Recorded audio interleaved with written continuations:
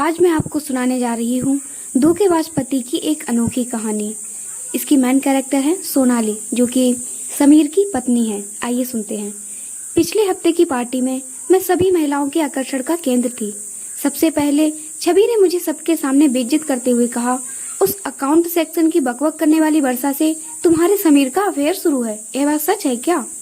उसके बाद प्रिया, दिव्यानी, मंदाकिनी, अंजलि सभी ने इस खबर की पुष्टि की।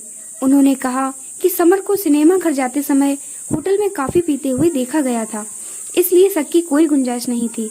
मैं पूरी तरह से दुखी हो गई। मैं यहाँ ये दिखाने में सफल रही कि इस खबर का मुझ पर कोई असर नहीं हुआ। मुझे उनकी सलाह और हमदर्दी नहीं चाहिए थी, इसलिए मैं सीधे शौचालय में गई। वहाँ एकांत में मेरे मन में दो बातें घटित हुई। किसी भी तरह से ऐसे मामले में पति के साथ लड़ने से कोई फायदा नहीं होगा, हमेशा लड़ाई का असर उल्टा होता है। दूसरी बात, ऐसे में रोने से कोई फायदा नहीं होगा, फिर कुछ अलग चाल चलनी पड़ेगी। मैं बाथरूम से निकलकर पार्टी हॉल में उनके मामले की गंभीरता का अंदाजा लगाने लगी। तभी मैंने समर और वर्षा को हॉल के एक कोने में दोनों को हंसते और बातें करते देखा। इस तरह मुझे अचानक अपने पास देखकर दोनों चौंक गए। यह इस बात का प्रमाण था कि उनके मन में चोर है। वर्षा थोड़ी खुश हुई जब मैंने उसकी तारीफ की कि तुम कितनी खूबसूरत दिखती हो और तुम्हारे कपड़े बहुत अच्छे हैं। फिर मैं थोड़ी इधर उधर की बातें करती रही। एक चुटकुला सुनाया, इससे उसे राहत मिली और वह खुलकर मुस्कुराने लगे। समर को मेरे व्यवहार में कुछ भी आपत्तिजनक नहीं लगा, इसलिए वह निश्चिंत हो गया और वहां से चला गया और दूसरे ग्रुप में बातें करने लगा। मैंने अपने गुस्से और नफरत को छुपाते हुए वर्षा के साथ काफी समय बिताया, इसलिए मैंने वर्षा और समर को एक साथ आने का मौका ही नहीं दिया। मैंने वर्षा को बहुत बार कहा कि एक बार घर पर आओ ना। उसने कहा आऊंगी, फिर कभी। आखिर में एक बार उसने मुझे घर आने का न्योता भी दिया, जो कि मैं चाहती थी। मैं मन ही मन उदास थी। समर के विश्वासघात से मैं पूरी तरह टूट चुकी थी। हालांकि मन में तय कर रही थी कि उन दोनों को कैसे सबक सिखाया जाए। यह सब हो जाने के बाद मैं घर वापस आई। घर वापस आने पर मेरी सास ने मेरे अवसाद पर ध्यान दिया। वह मुंह से कठोर हैं, लेकिन दिल से बहुत स्नेही थी। जब उन्होंने ज्यादा जोर देकर पूछा तो मैंने उन्हें सब कुछ बता दिया। उसके बाद 2 दिनों तक हमने ढेर सारे विचारों का आदान प्रदान किया। उनसे बातें करके मेरे उदास मन को राहत मिली। कुछ दिनों के लिए समर टूर पर गया। मैंने बिल्कुल ठीक शनिवार चुना और सुबह करीब 11 बजे वर्षा के घर पहुंची। वर्षा ने मुस्कुराकर मेरा स्वागत किया, लेकिन उसकी आंखें चिंता और आश्चर्य से भरी थी। अरे, समय था तो इसलिए मिलने चली आई। मुझे तुम्हारी याद आई तो इसलिए आई। सोचा नई सहेली को मिलना है, इसलिए तुम्हारे घर आ गई। मैंने उसे अपनेपन से बोला। तुम्हारा स्वागत है। क्या लोगी, चाय या कॉफी? चाय चलेगी। वर्षा, अरे रिक्शे से उतरते वक्त कमर में मोच आ गई, थोड़ा लेट जाऊं क्या? हाँ हाँ, उसने जल्दी से मुझे एक तकिया दिया और मैं आराम से उसके बिस्तर पर सो गई और वह चाय बनाने चली गई। चाय के साथ साथ वो ढेर सारा नाश्ता भी लाई थी। हमने खुशी खुशी चाय नाश्ता खत्म किया। जल्द ही हम कई विषय पर खुलकर बात करने लगे। बात करते करते मैंने उसकी शादी की बात उठा दी। शादी की बात करते ही वह थोड़ा डर गई। मैंने उससे पूछा, क्या तुम लव मैरिज करोगे या अरेंज मैरिज? इस सवाल पर वह बौखला गई। देखूंगी क्या करना है, उसने जवाब दिया। तुम जैसे स्मार्ट दिखने वाली लड़की के कई दोस्त होंगे, जरूर किसी से अफेयर होगा। बोलो ना, कौन है वह भाग्यशाली व्यक्ति? अब वह कैसे कहेगी कि उसका अफेयर मेरे ही पति से चल रहा है? तो मैंने उससे मुद्दे पर कुछ और समय निकालकर उसे प्रताड़ित किया। मुझे बहुत मजा आ रहा था। तभी मेरे मोबाइल फोन पर 2 कॉल आए। एक मेरे सास का और दूसरा मेरे बीसी की सहेली का था। मैंने उन दोनों से कहा कि मैं अब वर्षा के घर आई हूँ। मुश्किल से आधा घंटा बीता था। तभी मेरी सास, मेरी ननद मीनाक्षी, उनके दोनों बच्चे और शिव सभी वर्षा के घर में दाखिल हुए। बच्चे सीधे टीवी की ओर बैठ गए और वह कार्टून चैनल लगाकर देखने लगे। सास और मीनाक्षी सोफे पर बैठकर मेरी कमर की मोच के बारे में बातचीत करने लगी। मम्मी जी, आप मेरी बहुत परवाह करती हो। तुम एक नंबर की बेपरवाह लड़की हो। 1000 बार बोला कि वजन कम करने के प्रयास पर नियंत्रण रखें, इसलिए वजन से कमर में मोच तो आएगी ही ना, पर तुम्हें तो किसी की सुननी ही नहीं है। सास का ऐसा रूप देखकर वर्षा डर गई थी। भाभी की आंखें तब खुलेगी जब समर भैया एक खूबसूरत तितली के पीछे पीछे चलने लगेंगे, मीनाक्षी ने कहा। इस पर सास भड़क उठी। तुम्हारे भैया के पैर तोड़ दूंगी और उस तितली के पर भी, समझी? मेरी सास ने मीनाक्षी को जवाब दिया। अरे माँ, मैं मजाक कर रही थी। क्या तुम नाराज हो गई? फिर मूर्खों जैसी बातें क्यों कर रही हो? वर्षा अपनी उंगली एक दूसरे में उलझाकर जमीन की तरफ नजरें झुकाई खड़ी थी। मेरी सास की तरफ देखने की उसकी हिम्मत भी नहीं हुई। सास मुझे और मीनाक्षी को कहने लगी कि आज की लड़की में ना तो समझ है और ना ही सब्र। अपनी गृहस्थी की देखभाल करने की अकल भी नहीं होती। फालतू में इसके उसके लफड़े में पड़ना और प्रेम विवाह करना कहाँ से ठीक है।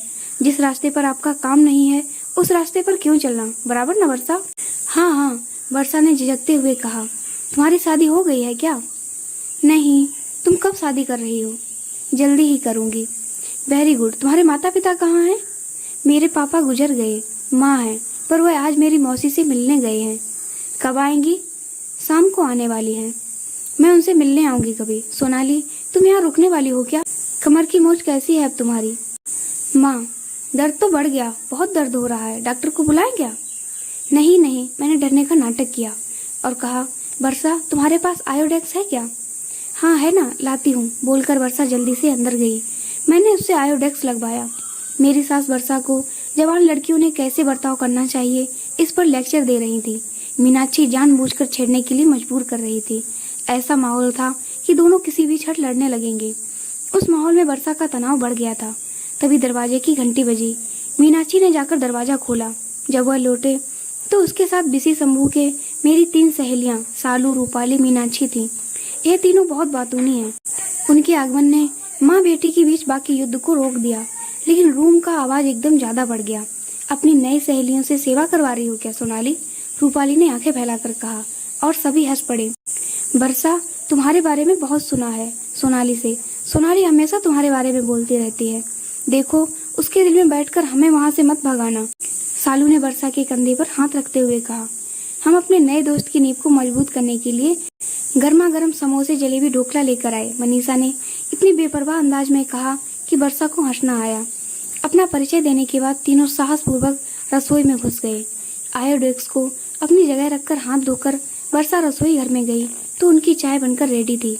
सालू ने बच्चों के लिए फ्रिज से जूस का जग निकाला। हम सब चाय, समोसे, जलेबी खाकर मजे में गपशप कर रहे थे। वर्षा के प्लेट में ऐसा हंगामा कभी नहीं हुआ होगा। मेरी सहेलियों ने तुरंत वर्षा से दोस्ती कर ली। वर्षा भी उनसे बहुत खुलकर बात कर रही थी, जैसे वह पुराने परिचित हों। सालू ने शरारत भरे अंदाज में कहा कि सोनाली, वर्षा से दोस्ती करने में तुम्हें जरूर फायदा होगा। मैंने कौतूहलवश पूछा, कौन सा फायदा?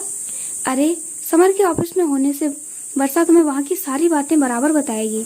मतलब अगर तुम्हारी समर का वहाँ किसी से अफेयर हुआ तो वह यह तुम्हें तुरंत बता देगी। अरे हाँ, सच में वर्षा, तुम मेरी आंखें बनकर समर पर ध्यान रखोगी। मैंने बहुत प्यार से वर्षा को। वर्षा के गाल एकदम गुलाबी हो गए। उसने जवाब नहीं दिया, सिर्फ सिर हिला दिया और फिर वह टेबल पर सामान समेटने लगी। रूम का फैला हुआ सामान निपटाने वाली थी कि तभी मेरे ससुर वहां आ गए। उनके आते ही माहौल बदल गया। मेरे ससुर बहुत स्ट्रिक्ट थे। मेरी सहेलियों ने फटाफट पल्लू दोनों कंधों पर लिया और झुककर उनका आशीर्वाद लिया। सब ऐसे चुप हो गए जैसे उनको बोलना आता ही नहीं हो। बहू, घर चलने की स्थिति में हो या एम्बुलेंस बुलाएं? उन्होंने गंभीरता से मुझसे पूछा। चलूंगी पापा, मैं नम्रता से बिस्तर से नीचे उतरी। मैंने डॉक्टर शशि को फोन किया। घर जाते जाते उनको दिखा कर जाएंगे। ठीक है पापा। यहाँ क्यों आई थी? इस वर्षा को मिलने आई थी पापा जी। इसे कभी देखा नहीं, नई पहचान की है क्या? हाँ, यह ना समर के ऑफिस में काम करती है। वर्षा बेटा, तुम अकेली रहती हो क्या यहाँ? नहीं अंकल, माँ के साथ रहती हूँ। वर्षा पापा की आवाज से ही डरने लगी थी। चलो अच्छा है, नहीं तो हम है ना तुम्हारे साथ। कभी भी मदद की आवश्यकता हो तो हमें बताना, पापा बोले। फिर हमारी तरफ मुड़कर बोले, अब चलें? पापा निकले। वैसे हम भी उनके पीछे पीछे गए। घर से निकलते समय मेरी सास वर्षा को बोली, वर्षा बेटा, अब जल्दी तुम्हारी शादी का आमंत्रण हमारे हाथों में देना। देर हो गई तो अच्छे लड़के मिलते नहीं। वर्षा, तुम्हें हम हमारे बीसी ग्रुप की मेंबर कर लेंगे। मैं बाद में तुम्हें फोन करूंगी। रूपाली की इस प्रस्ताव को हम सबने अनुमति दी। तीनों बच्चे थैंक यू आंटी बोलकर बाहर निकल गए। लास्ट में मैं वर्षा का सपोर्ट लेकर घर से बाहर आई। वर्षा, इन सबकी मस्ती खेलकूद तुम्हें खटका तो नहीं ना? मैंने उससे पूछा। नहीं सोनाली, यह सब तो बहुत भले इंसान है, वह बोली, पर मन से वह थोड़ी नर्वस हो गई थी। तो मैं कहती हूँ वर्षा, यह सचमुच भले इंसान है और सच कहें तो मुझे इनका ही आधार है। इनकी वजह से खुद को सुरक्षित समझती हूँ। हमेशा मेरी मदद करते हैं। मेरी गृहस्थी को कोई बुरी नजर से देख भी नहीं सकता, क्योंकि इनसे झगड़ा करना, इनको चैलेंज करना आसान बात नहीं है। ऐसे इंसान नसीब से मिलते हैं। खुद को सुरक्षित महसूस होना यह बहुत बड़ी बात होती है। वर्षा ने गर्दन हिलाई। संभल कर जाना, वर्षा ने कहा। हमने प्यार से एक दूसरे को अलविदा किया।